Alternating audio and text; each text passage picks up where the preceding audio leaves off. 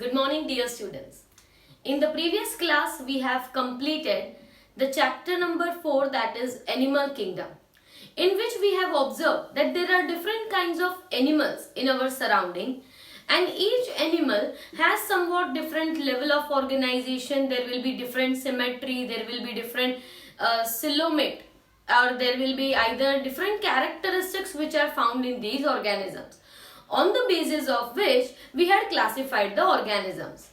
Now we are moving on to the next chapter, which is the structural organization in animals. This is chapter number 7, जिसके बारे में हम अब बात करने वाले हैं, स्ट्रक्चरल ऑर्गेनाइजेशन इन एनिमल्स. तो प्रीवियसली हमने पढ़ा है कि एनिमल्स जो होते हैं वो दोनों ही होते हैं, यूनिसेल्युलर भी होते हैं as well as they are multicellular. तो दोनों ही तरह के ऑर्गेनिजम्स हमें देखने को मिलते हैं. If we want to consider some unicellular organism, we can consider amoeba and paramecium. And if we are considering multicellular organisms, then there are many organisms which can be included in the multicellular organisms. So, unicellular organisms have a single cell, and this single cell will be performing all the activities, whether it is digestion, whether it is respiration or it is reproduction. हर एक activity कौन perform करता है? एक single cell ही perform करता है. But in the case of higher organisms, more complex organisms, what is there? There are number of cells. You can say that even the small hydra which belongs to Coelenterata, this hydra is also having thousands of types of cells, and these cells will be performing different function. दो उनका तो organisation भी कैसा है, सिर्फ tissue level का organisation है, फिर भी उनमें कई तरह के thousands of different types of cells are present. Then if we talk about still higher organisms like human body, we are made up of billions of cells, right? Hydra के बारे में तो हम फिर भी कहते हैं thousands of types of cells present है. हमारी बॉडी जो है it consists of billions of cells. तो इतने सारे जब सेल्स होते हैं तो how are these cells organized properly? So it is important to know that cells in our body are organized into the structures which are known as tissues. So what is a tissue actually? In this chapter we are going to study what is the tissue. We are going to study 4 major types of tissue. इस chapter में हम 4 major type के tissue के बारे में study करने वाले हैं, जो है epithelial tissue, muscular tissue, connective tissue और नर्वस टिश्यू. टिश्यू स्टडी करने के बाद we will learn about the characteristics of each tissue, right? Where it is present in our body, which are the organs, which are the places where these tissues are essentially present. इसके बारे में बात करने के बाद we are going to talk about the morphology and anatomy of 3 major animals, that is earthworm, cockroach and frog. इन तीनों animals के बारे में हम मॉर्फोलॉजिकल कैरेक्टर्स पढ़ेंगे और एनाटॉमिकल कैरेक्टर्स मतलब अलग अलग तरह के सिस्टम्स के बारे में पढ़ने वाले हैं. So let us first begin with the introduction of this chapter. So I am mentioning the heading Introduction.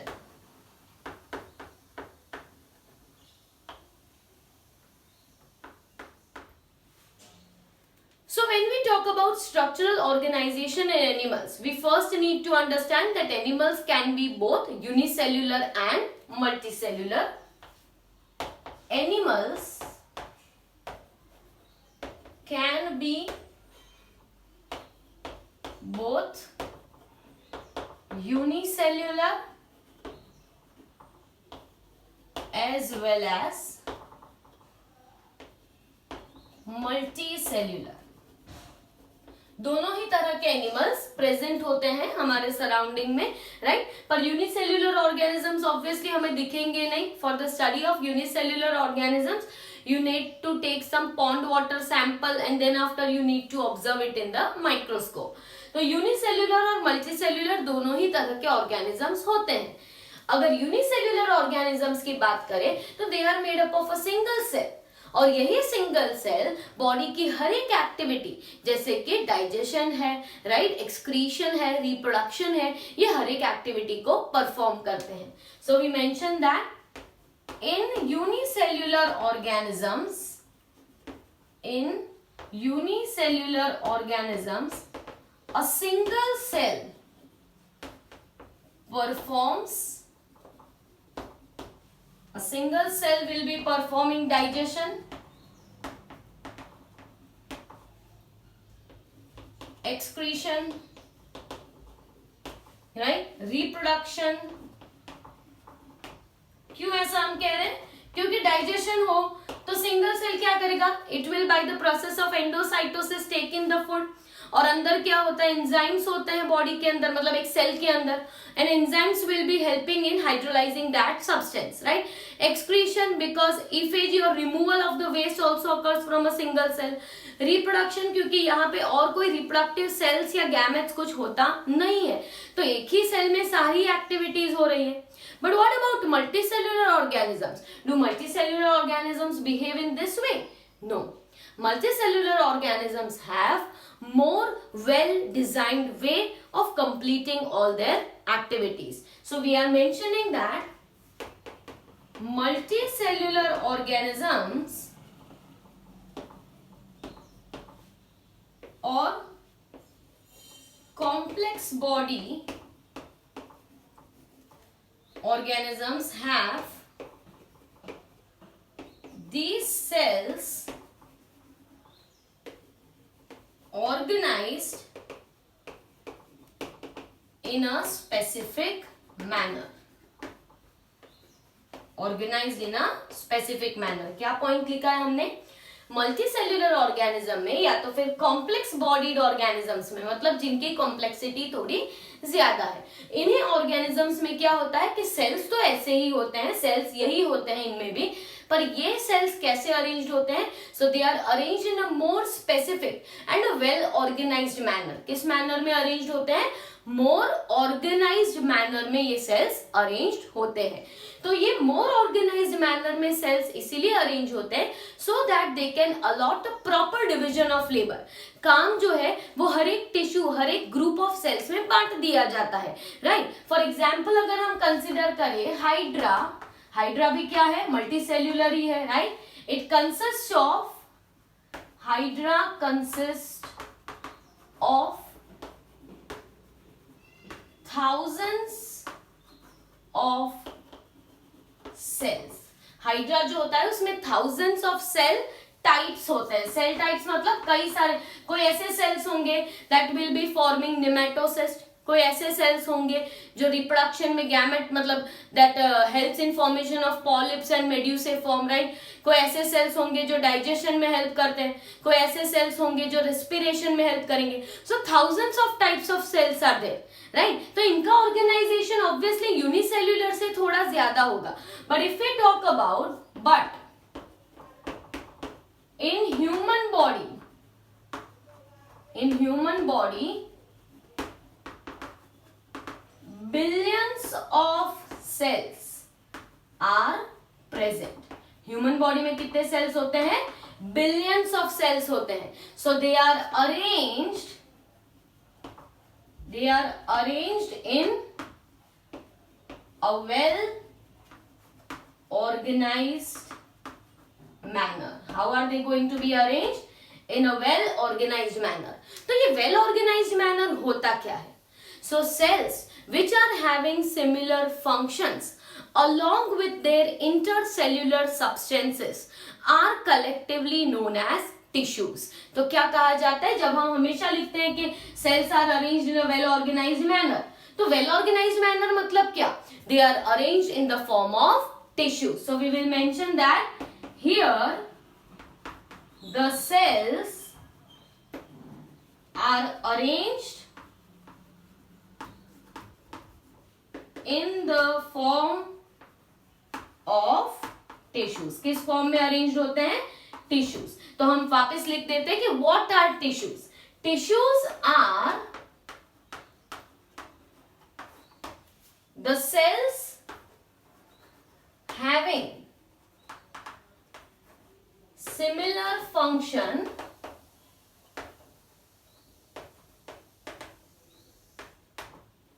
along with the intercellular substance. are known as tissues. Right जो सेल्स होते हैं जिनके सिमिलर फंक्शंस होते हैं, sales जिनके similar functions होते हैं, they are grouped together. Those cells having similar functions are grouped together. तो मैं यहाँ पे और एक वर्ड ऐड कर देती हूँ, they are grouped. Okay, grouped मतलब उनका एक ग्रुप बना दिया जाता है. तो जो सेल्स अपने शेप, साइज, फंक्शन में सिमिलर हो, दे आर ग्रुप्ड टुगेदर. और वो cells along with their intercellular substance, क्योंकि सेल्स जो होते हैं उनके आसपास इंटरसेल्यूलर सब्सटेंसेस होते हैं, राइट, जो सेल खुद ही सिक्रीट करते हैं या तो फिर किसी और नेबरिंग सेल ने रिलीज किए हैं. तो ऐसे intercellular substance along with the cells with the similar function are referred to as tissues. तो हमारी बॉडी में सेल्स जो होते हैं वो रैंडमली डिस्ट्रीब्यूटेड नहीं होते. Instead these cells are grouped to form tissues. Now obviously we know that these tissues are again, हम कोई भी ऑर्गन की बात कर ले तो हर एक ऑर्गन के अंदर चारों तरह के टिश्यूज प्रेजेंट होंगे. Which major tissues we are talking about? So I am mentioning over here there are 4 major types of tissues. There are 4 major type of tissues. Which 4 major types? The first one is epithelial tissue. Second is connective tissue. Right? Muscular tissue.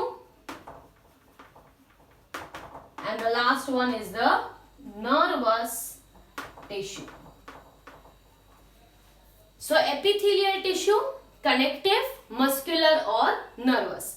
Epithelial ये चारों ही tissue जो होते हैं, जब भी हम कोई organ की बात करते हैं, so these tissues are arranged in a proper proportions to form various organs of our body. What I have said, the tissues are arranged in a specific pattern and proper proportion to form an organ. Organ like stomach, kidney, liver, intestine, anything. अब कोई भी organ ले लो, पर वो organ में present क्या होगा? ये 4 tissues ही present होंगे. पर ये tissues किस form में present होंगे? In a specific pattern, in a specific proportion. So I am mentioning over here the tissues. These tissues are present in a specific pattern and proportion. Pattern and proportion to form an organ. Organ, for example, stomach, liver, etcetera. आप कोई भी organ लिख सकते हैं, ठीक है. तो जब हम कोई ऑर्गन की बात करते हैं तो वो ऑर्गन में क्या प्रेजेंट है? ये चारों टिश्यूज प्रेजेंट होते हैं. पर ये चारों टिश्यूज रैंडमली नहीं प्रेजेंट होते, ये एक स्पेसिफिक पैटर्न में ही, स्पेसिफिक प्रपोर्शन में ही अटैच और प्रेजेंट होते हैं, जो जिसके मिलजुल के बनता है एक ऑर्गन, राइट. तो हमने थोड़ी इंट्रोडक्शन की बात कर ली. इसमें सबसे मेनली आपको याद रखना है what are tissues, what are the different types of tissues and how the tissues will be uniting to form the organs.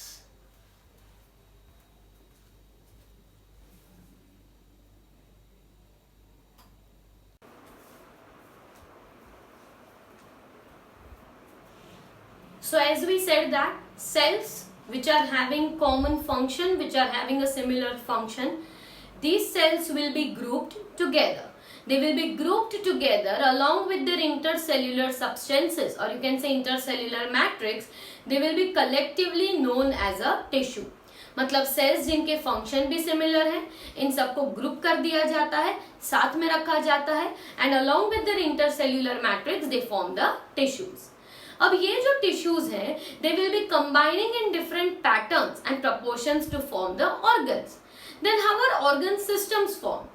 So those organs which are having similar function, the organs which are having similar function or some similar activity or having some physical or chemical interaction with each other will be forming the organ systems. तो अब क्या हम बात कर रहे हैं कि organ से ऑर्गन सिस्टम्स कैसे फॉर्म होते हैं.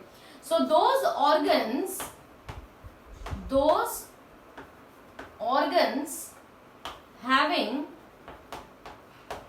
सिमिलर फंक्शन कह सकते हैं, या तो फिर हम ऐसा कह सकते हैं कि कोऑर्डिनेटेड फंक्शन. कई बार फंक्शन जो होता है वो एग्जैक्टली सेम नहीं होता, बट कोऑर्डिनेट करता है. मतलब एक का काम किया हुआ, half of the work is being done by the next organ. जैसे किडनीज है, तो किडनीज यूरिन फॉर्मेशन करते हैं, पर ये यूरिन फिर ट्रैवल किस में करता है? यूरेटर में. ये स्टोर कहाँ पे होता है? यूरिनरी ब्लैडर में. तो सबका फंक्शन अलग हुआ, बट फिर भी सबका फंक्शन कैसा हुआ? कोऑर्डिनेटेड हुआ. तो कोऑर्डिनेटेड फंक्शन भी हम लिख सकते हैं. सो हैविंग सिमिलर फंक्शन और कोऑर्डिनेटेड एक्टिविटी विथ फिजिकल और chemical interaction. Physical or chemical interaction forms, what does it form? Organ system. तो हमारी बॉडी में cells with similar function will be grouped to form tissues. Tissues arrange in specific pattern and proportion to form an organ. Organs with coordinated activities with physical chemical interactions with each other will be forming the next, that is organ systems. So in human body, cells, organs, organ systems all will be having splitted up the work. उन्होंने काम क्या कर लिया है? Divide कर लिया है. जैसे कि ऑर्गन सिस्टम, मान लो डाइजेस्टिव सिस्टम की हम बात करते हैं, तो डाइजेस्टिव सिस्टम का फंक्शन क्या है? फूड को डाइजेस्ट करना. पर डाइजेस्ट करने के बाद ये ऑर्गन सिस्टम, जब हम बात करते हैं कि हम स्टमक में डाइजेशन हो रहा है, इंटेस्टाइन में डाइजेशन हो रहा है, तो डाइजेशन कहाँ पे हो रहा है? In the cavity of the intestine. Digestion होने के बाद फंक्शन कौन कर रहा है? Cell, because cell will be absorbing. और वो डाइजेस्टिव सिस्टम का पार्ट इंटेस्टाइन बनता किससे है? टिश्यू से. So tissues have united to form the intestine. Cells will be absorbing all those material, further breaking down it. तो हर एक का काम क्या कर दिया है? डिवाइड कर दिया गया. इसे कहते हैं डिवीजन ऑफ लेबर. तो यहाँ पे डिवीजन ऑफ लेबर मतलब that is the cells, tissues, organs and organ system, they split up the work. वर्क को क्या कर देते हैं? स्प्लिट कर देते हैं, डिवाइड कर देते हैं. And exhibit what we say as division of labour. Division of labour मतलब काम को बांट दिया है. एक सिस्टम है डाइजेस्टिव सिस्टम, वो फूड को डाइजेस्ट कर रहा है, पर वो डाइजेस्टिव सिस्टम बनता किससे? टिश्यूज से. टिश्यूज बनते किससे है? सेल्स से. अल्टीमेट अब्सॉर्ब कहाँ पे होने वाला है? सेल्स के अंदर. सेल से कहाँ जाएगा? मतलब अब्सॉर्प्शन कहाँ पे होगा? ब्लड में. तो ये सारे क्या होते हैं? इंटर रिलेटेड एक्टिविटीज एग्जिबिट करते हैं. So there is division of labour that is essential for survival of the body. किसके लिए एसेंशियल होते हैं? बॉडी के सर्वाइवल के लिए ये एसेंशियल होता है division of labour. So that was about the introduction of this chapter. Now we are moving on to the major tissues. As we said that इस चैप्टर में हम 4 टिश्यूज के बारे में पढ़ने वाले हैं. तो सबसे पहले हम स्टार्ट करते हैं with the epithelial tissue. So first type of tissue to discuss is epithelial tissue. इसके पहले हमने बता दिया कि हम कौन से तरह के टिश्यूज पढ़ने वाले हैं. epithelial, connective, muscular and the last one that is nervous. So first हम epithelial tissue से start करते हैं. Epi is upon, thelium is layer, upon a layer. So epithelium is considered to be the topmost also as well as innermost layer of the organ. सबसे top कोई भी organ consider करो तो उसका covering हमेशा क्या होगा? epithelial tissue. So it is commonly known as, we will mention the term commonly known as epithelium. हम इसे क्या कहते हैं? Commonly epithelium. Epi is upon and thelium is the layer. तो ये दूसरे लेयर्स के सबसे ऊपर प्रेजेंट होता है, या तो हम कह सकते हैं कि सबसे अंदर भी प्रेजेंट होता है, राइट? तो जैसे कि हमने अभी हिस्टोलॉजी ऑफ एलिमेंट्री कैनाल की बात की थी, राइट? तो हमने actually with that we are going to discuss later on, but still histology alimentary canal में सबसे ऊपर का लेयर होता है सेरोसा. तो सेरोसा क्या है? It is an epithelium. What is it? Epithelium. सबसे इजी एग्जांपल हमारा स्किन, राइट? तो स्किन का ये टॉप मोस्ट कवरिंग क्या है? Epithelium. It is known as what? Epithelium. तो एपी मीन्स जो कवर करता हो, जो प्रोटेक्टिव हो, that outer most layer is called as epithelium. So this cells, the cells of epithelial tissue have an outer free surface. Have an outer free surface. क्या होता है सबसे ऊपर? फ्री सरफेस होता है. मतलब अगर आप इन सेल्स की बात करो तो इनका फ्री सरफेस है. मतलब either they will be facing the environment or they will be facing the body cavity. That is, they face either the environment or a body cavity. Right? ये हम ऐसा क्यों लिख रहे हैं? देखो, जैसे कि हम बात कर रहे हैं हमारी स्किन की, तो हमारे स्किन का जो एपिथेलियम है वो किसे फेस कर रहा है? एनवायरमेंट को फेस कर रहा है. पर वही चीज अगर मैं हार्ट के एपिथेलियम की बात करूं, तो हार्ट का एपिथेलियम मतलब हार्ट का कवरिंग. वो हार्ट का कवरिंग किसे फेस कर रहा है? Body cavity. क्योंकि उसके आसपास क्या है? कैविटी प्रेजेंट है, इसीलिए वो किसे फेस कर रहा है? Body cavity. इन शॉर्ट वो फॉर्म तो क्या कर रहा है? It is forming the protective outer most covering. So this epithelium, it is mostly the epithelial tissue mostly forms the outer covering or lining of, किसकी लाइनिंग फॉर्म करता है? Lining of any body cavity, right? कोई भी body cavity या कोई भी organ के बाहर का लाइनिंग, बाहर का कवरिंग क्या रहेगा? Epithelial. So it will be forming the lining of any body cavity, lining of any duct और लाइनिंग ऑफ एनी ग्लैंड, किसी का भी, राइट? ग्लैंड है तो उसके ऊपर का भी कवरिंग. मैंने कहा अभी हार्ट है तो हार्ट का कवरिंग क्या होगा? एपिथेलियम. भले उसको नाम हम क्या देते हैं? पेरिकार्डियम बोलते हैं, राइट? किडनी का कवरिंग एपिथेलियम. तो वो किसे फेस कर रहा है? It is facing the body cavity. But if you talk about epithelium of your top most layer skin, तो ये जो स्किन है that is facing the environment. So either the epithelium will be having a free surface, but it will either face what? Environment, और it will face the body cavity. Mostly it will be forming the outer covering. क्या बनाता है ये? Covering बनाता है. किसका covering?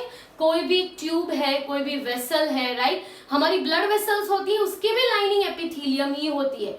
In short epithelium जो है ये बहुत ही हर एक ऑर्गन के कवरिंग में, हर एक पार्ट के कवरिंग में एपिथेलियल टिश्यू प्रेजेंट होता है.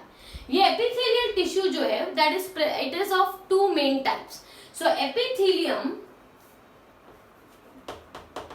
epithelium is both a simple epithelium and secondly compound epithelium. दो तरह का एपिथेलियम होता है. सिंपल एपिथेलियम भी होता है और कंपाउंड एपिथेलियम भी होता है.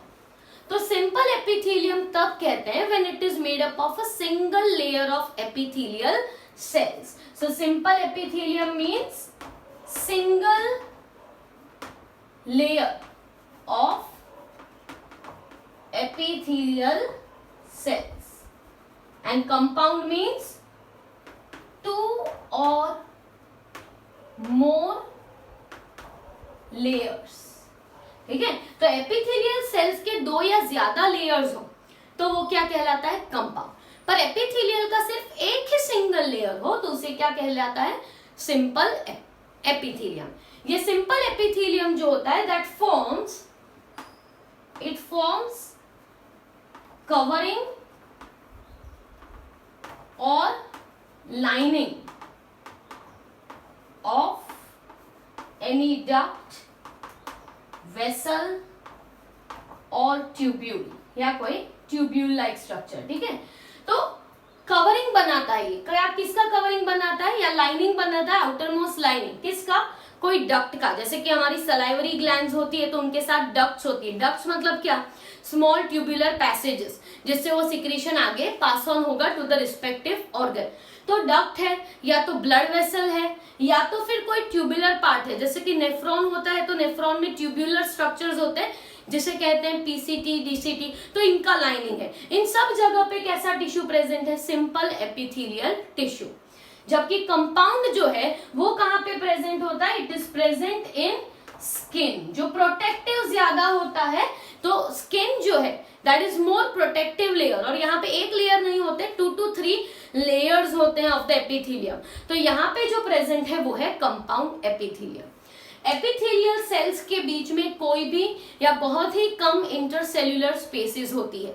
मतलब ये सेल्स इतने कॉम्पैक्टली अरेंज होते हैं कि इनके बीच में स्पेसेस रहती नहीं है. So in the next lecture we will discuss about the types of simple epithelium. क्योंकि simple epithelium है वो कई तरह का होता है. Squamous epithelium, cuboidal epithelium, columnar epithelium. तो इसके बारे में हम नेक्स्ट लेक्चर में कंटिन्यू करेंगे about the simple and the compound epithelium.